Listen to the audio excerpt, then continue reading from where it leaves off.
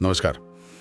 आज हम एक ऐसे किले की पड़ताल कर रहे हैं जो सिर्फ पत्थर नहीं बल्कि मराठा साम्राज्य की महत्वाकांक्षा और छत्रपति शिवाजी महाराज के सपनों का गढ़ है, रायगढ़ किला। हाँ बिल्कुल। हमारे पास जो जानकारी है वो ये बताती है कि कैसे ये किला शिवाजी महाराज के लिए सिर्फ एक किला नहीं था बल्कि स्वराज्य की राजधानी और उनके शासन का केंद्र बन गया। सही। तो हमारा मकसद है रायगढ़ के ऐतिहासिक महत्व को समझना, इसकी परतें खोलना और ये जानना कि क्यों ये आज भी हमें इतना प्रेरित करता है। तो चलिए इसकी कहानी में उतरते हैं। बिल्कुल। देखिए, सह्याद्री पहाड़ों में ये कोई 2700 फीट की ऊंचाई पर है। अच्छा। और इसका पुराना नाम रायरी था। अच्छा, रायरी। हाँ, इसकी खासियत सिर्फ ऊंचाई नहीं थी बल्कि इसकी जो भौगोलिक स्थिति थी ना, चारों तरफ गहरी खाइयां, सीधी चट्टानें, मतलब दुश्मन के लिए पहुंचना लगभग नामुमकिन था। तो सुरक्षा के लिहाज से तो बेहतरीन था। बेहतरीन। लेकिन शिवाजी महाराज से पहले भी तो इसका इतिहास रहा है ना? हाँ, मेरे ख्याल से पहले अहमदनगर सल्तनत के पास था। हाँ, और फिर बीजापुर सल्तनत के पास। हाँ, और फिर आया वो मोड़ 1656 में जब शिवाजी महाराज ने इसे जावली के चंद्रराव मोरे से जीता, जो बीजापुर के अधीन एक सामंत थे। हाँ बिल्कुल। और यहीं से रायगढ़ की कहानी असल में बदलती है। हाँ, शिवाजी महाराज ने इसकी जो रणनीतिक अहमियत थी उसे तुरंत पहचान लिया। हाँ, और ये सिर्फ पहचानना नहीं था, उसे साकार करना था। उन्होंने इसे सिर्फ एक और किला नहीं रहने दिया, इसका बहुत बड़े पैमाने पर मतलब नवीनीकरण हुआ। इसे एक अभेद्य सैन्य दुर्ग बनाया गया, पर साथ ही एक कुशल प्रशासनिक राजधानी के तौर पर भी इसे विकसित किया। ये दिखाता है कि वो सिर्फ एक योद्धा नहीं थे, एक राष्ट्र निर्माता भी थे। सही कहा। और इसी किले ने मराठा इतिहास का वो सबसे महत्वपूर्ण दिन देखा, 6 जून 1674, राज्याभिषेक। शिवाजी महाराज का छत्रपति के रूप में राज्याभिषेक। ये कोई मामूली ताजपोशी नहीं थी। बिल्कुल नहीं। ये तो दिल्ली में बैठे मुगलों और दक्कन की सल्तनतों को एक खुला ऐलान था कि भाई ये मराठा अब एक स्वतंत्र, एक संप्रभु शक्ति हैं और रायगढ़ इस नई शक्ति का केंद्र है। सही। अगर हम इसे उस समय के राजनीतिक नक्शे पर देखें तो ये एक बहुत बहुत बड़ा कदम था। इस राज्याभिषेक ने मराठा साम्राज्य को एक औपचारिक मान्यता दी। हाँ। और शिवाजी महाराज को दूसरे राजाओं के बराबर लाकर खड़ा कर दिया।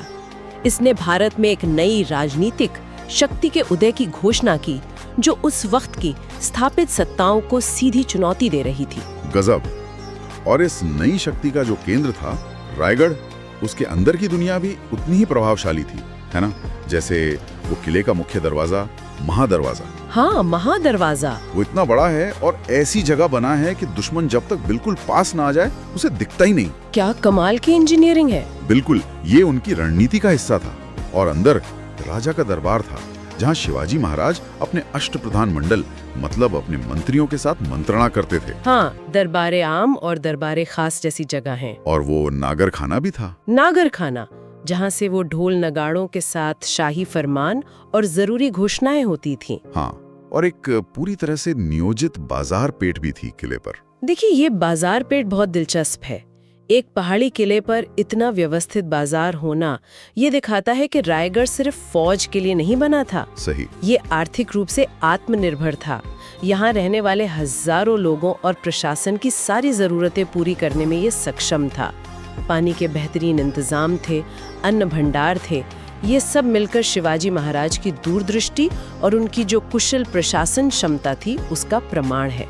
तो मतलब ये सिर्फ इमारतें नहीं थी, ये एक पूरे सिस्टम, एक व्यवस्था का हिस्सा थी। निश्चित रूप से ये सारी संरचनाएं बताती हैं कि रायगढ़ मराठा प्रशासन का, आप कह सकती हैं, नर्व सेंटर था, तंत्रिका केंद्र।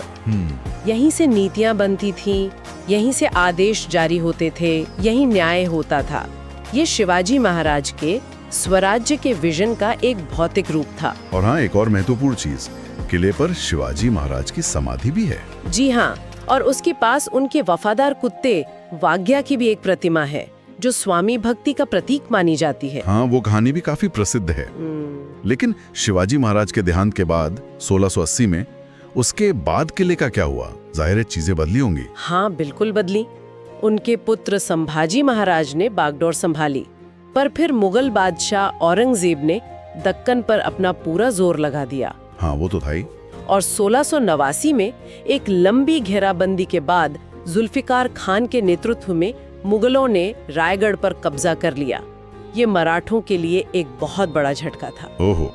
हालांकि बाद में ये किला फिर मराठों के पास आया, लेकिन अंततः 1818 में ये ब्रिटिश ईस्ट इंडिया कंपनी के नियंत्रण में चला गया। तो किले का ये बार-बार हाथ बदलना, ये उस दौर के जो सत्ता संघर्ष थे उसकी कहानी कहता है। बिल्कुल, ये दिखाता है कि रायगढ़ कितना अहम था, उस पर नियंत्रण पाना कितना जरूरी माना जाता था हर शक्ति के लिए। और आज रायगढ़ क्या मायने रखता है लोगों के लिए? आज ये महाराष्ट्र बल्कि पूरे भारत के लोगों के लिए एक तरह से पवित्र तीर्थ स्थल जैसा है। हाँ। ये मराठा गौरव और शिवाजी महाराज की विरासत का प्रतीक है।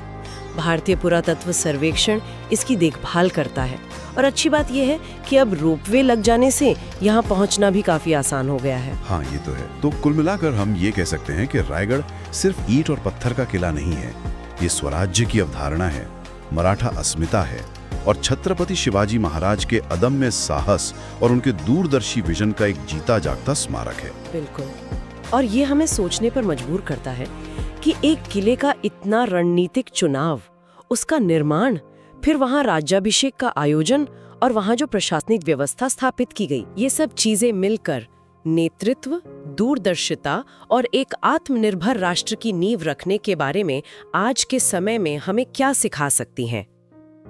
ये सवाल वाकई विचार करने लायक है।